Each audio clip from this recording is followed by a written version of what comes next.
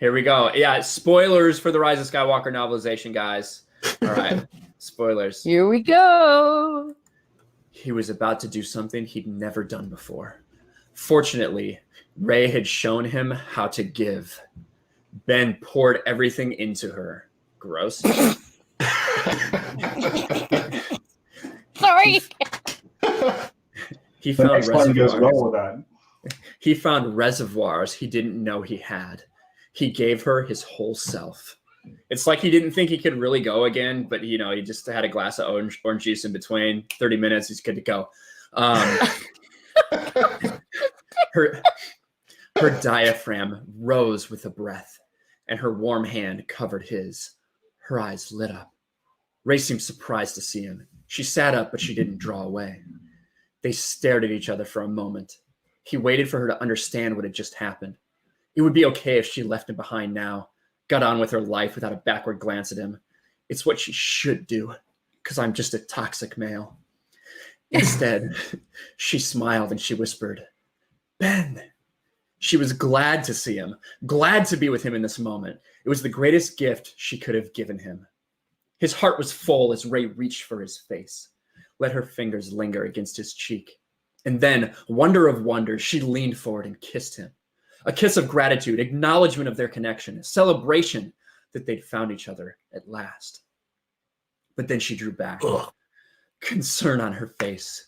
She could feel him growing cold. Ben smiled at her. He had given Rey back to the galaxy. It wouldn't atone for the darkness he'd wrought, but it's what he could do.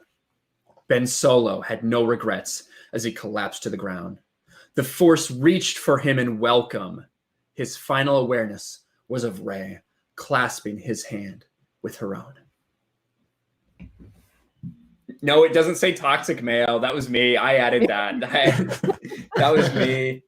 I added the no regrets. He has no regrets for anything he did. Like murdered all those villagers and my hero. Genocide, torture. My hero. I got to check the chat. I got to check. No, I'm not full Reylo. This is acting. This is acting, guys. Ryan's been practicing his E.L. James reading from 50 Shades of Grey. So. Exactly. I'm impressed you didn't throw up. Yeah, but saying that's Twilight is an insult to Twilight.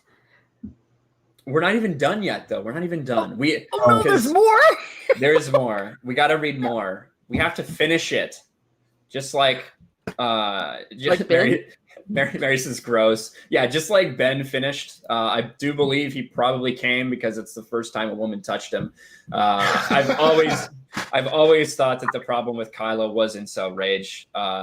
So it makes a lot of sense.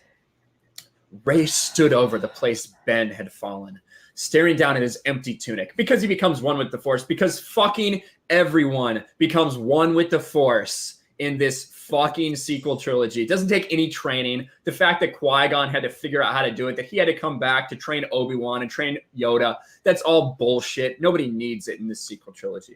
Anyway, that's not written. He had sacrificed everything for her. She did not mourn Kylo Ren. She would never mourn Kylo Ren. But she dearly would have loved the chance to get to know Ben Solo.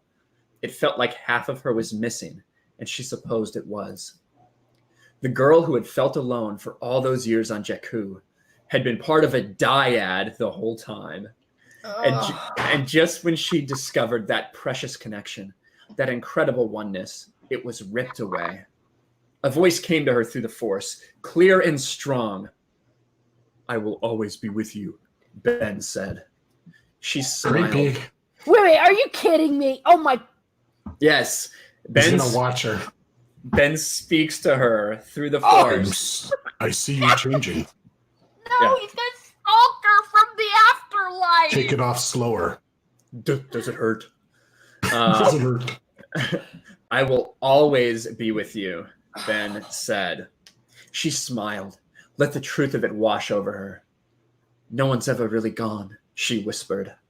She retrieved her lightsabers and sprinted from the ruined, collapsing cathedral. Maybe just cathedral. And then Finn felt that Rey came back to life. "Chewie, I felt her!" he said. And Chewie probably thought he meant physically.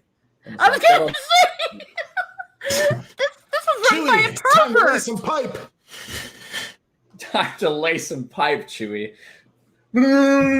But yeah, so that's it, guys. That is the Reylo. She finally killed her abuser, but she'll never be free of him. Holy shit. Thanks for watching, everyone. And a huge shout out to my patrons. I appreciate you guys so much.